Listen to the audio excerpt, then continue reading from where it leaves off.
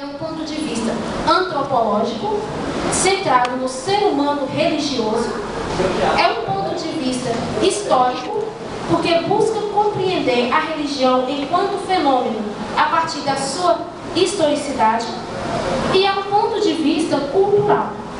Busca compreender a interferência da cultura na formulação religiosa. Porque o que aparece da religião é a sua história, é a sua cultura, são os seus fiéis e o comportamento desses fiéis.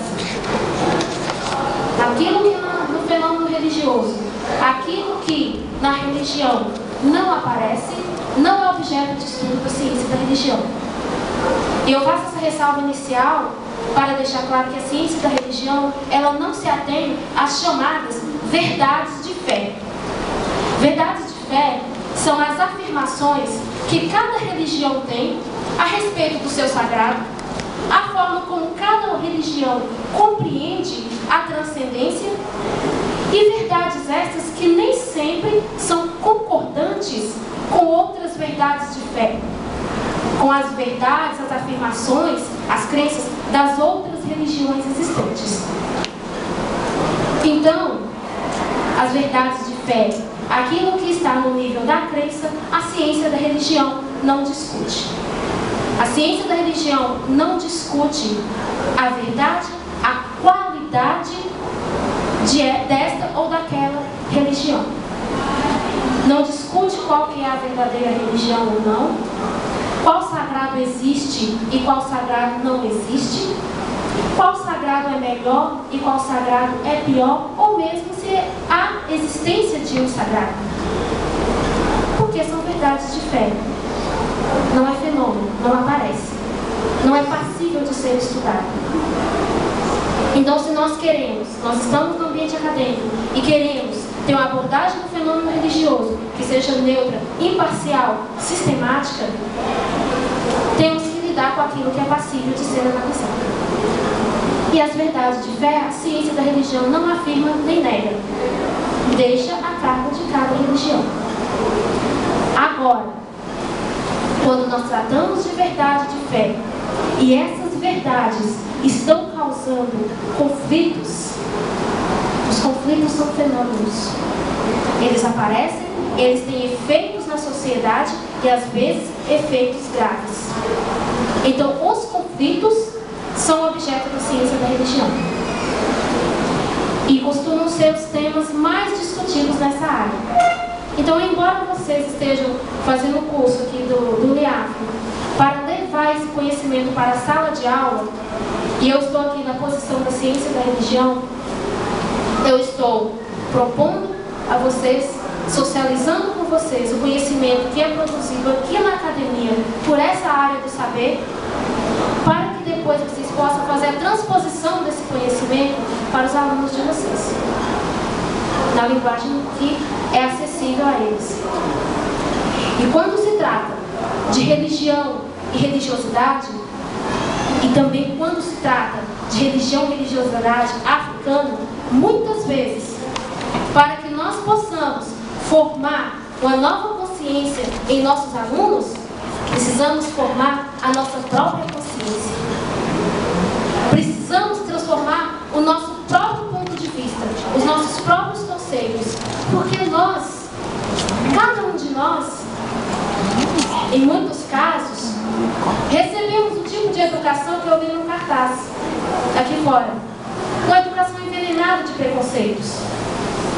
E aí nós precisamos conhecer e entender a raiz desses preconceitos que nós herdamos, que nós recebemos e que nós aprendemos e nós reproduzimos, acreditando que aquilo é verdade. Porque foi nos ensinado daquela forma. E é onde é preciso ter acesso ao conhecimento para que possamos transpor esses preconceitos. E esse conhecimento, infelizmente, ele não está sendo produzido ali na sociedade comum. É um conhecimento que vem de dentro das universidades, porque parte de investigação científica, de busca, e esse conhecimento precisa sair das paredes da universidade, precisa sair das páginas dos trabalhos acadêmicos e chegar à sociedade. Porque enquanto não acontecer, nós vamos continuar presos às nossas verdades que nós aprendemos na nossa educação, acreditando que aquelas são verdades absolutas. É o que acontece em relação à demonização das religiões africanas e afro-brasileiras. Nós aprendemos a temê-las, nós aprendemos a detestá-las, nós aprendemos a acreditar que elas são diabólicas, demoníacas, porque não conhecemos, não nos foi ensinado a realidade dessa religião, dessas tradições. A partir do momento que foi colocado nelas o rótulo de demoníacas, silenciou toda a realidade daquele povo, toda a simbologia, todos os costumes, a crença, a religiosidade daquele povo foi silenciada. E como essa crença, essa religiosidade estava no seio de um povo que foi dominado, escravizado, esse povo não teve direito de resposta, esse povo não teve vez para se mostrar, para se defender. A única forma de resistência que esse povo teve foi o que hoje nós conhecemos como as religiões afro-brasileiras, que foi a tentativa de fazer sobreviver a sua tradição, a sua cultura diante da diáspora, em um território estrangeiro hostil, e que também não foi conhecida e compreendida porque esse povo não tinha direito de voz para dizer qual era a sua verdade e a sua realidade. E nós aprendemos o rótulo e não a realidade dessas pessoas. Então, em parte, nós não temos esse conhecimento, faz com que a gente reproduza apenas o rótulo. E temos aí uma realidade silenciada. Então, o primeiro objetivo desse conhecimento é exatamente entendermos por que nós temos o que hoje é chamado de preconceito e é eticamente incorreto, mas que nós não conseguimos escapar dele, nós não conseguimos escapar do medo. Quando fala a palavra macumba, a gente treme. Então, é para que possamos superar isso. Primeiro passo.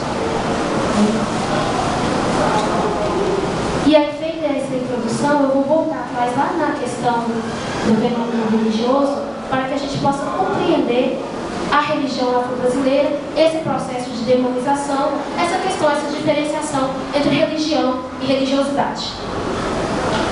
Bom, quando nós falamos em religião, nós também aprendemos que religião é uma religação entre o homem e o sagrado, e na nossa cultura o nome predominante é Deus. Porque a compreensão de sagrado da tradição cristã e também judaica, e a tradição cristã em religiões, o sagrado está aqui. Algumas religiões existe uma unidade entre o sagrado e o homem. A natureza é o sagrado. Então é um termo problemático para se definir o que seja religião. Quando falamos em religiosidade, aí sim nós podemos refletir mais sobre religião quando nós pegamos o conceito de religiosidade.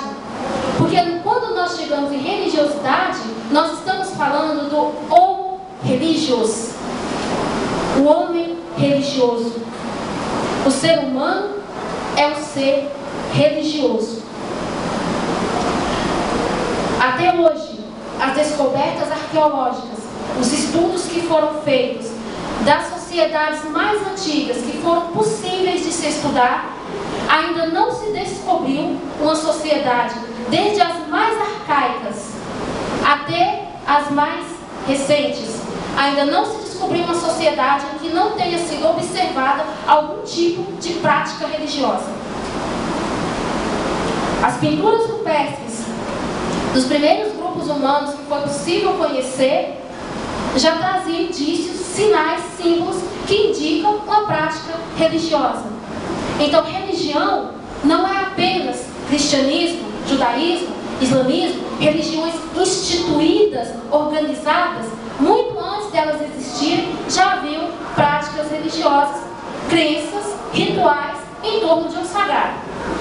E para a ciência da religião, uma vez que tem a crença em uma transcendência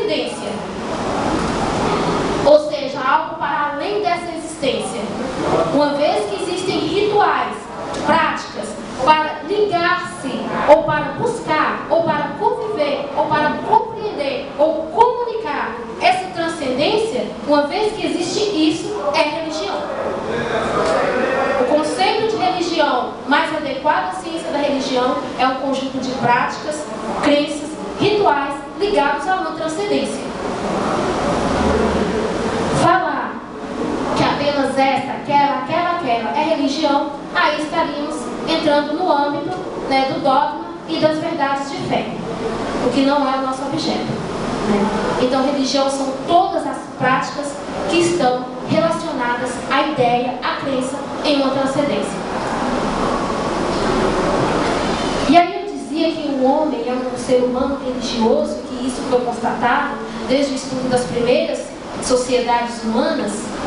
E nós observamos hoje que mesmo aqueles que não professam religião ou dizem não acreditar em nada, mesmo estes têm atitudes religiosas, porque o homem tem a necessidade de se devotar a alguma coisa.